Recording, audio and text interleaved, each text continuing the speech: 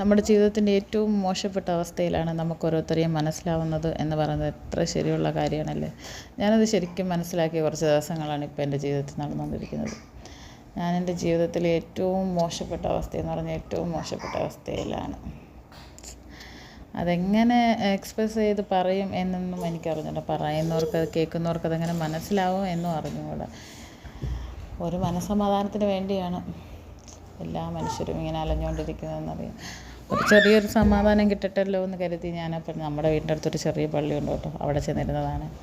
കുറച്ച് നേരം പിള്ളേരുമൊത്ത് അവിടെയൊക്കെ ചെന്നിരുന്നു. അവർക്ക് ഭയങ്കര ഹാപ്പിയൊക്കെ ആയിരുന്നു. അങ്ങനെ പുറത്തോട്ടൊന്നും പോകുന്നില്ലല്ലോ. അവർ കുറച്ച് നേരം ഇരുന്നു. ഞാൻ എന്തൊക്കെയോ കുറേ സങ്കടങ്ങളൊക്കെ പറഞ്ഞ് കരയുന്നുണ്ടായിരുന്നു മാതാവിൻ്റെ അടുത്ത്. എന്നെങ്കിലും ഒരു ദിവസം ഇതെല്ലാം കേൾക്കുമായിരിക്കും. പ്രശ്നങ്ങളില്ലാത്ത ജീവിതം ഇല്ലല്ലോ അല്ലേ.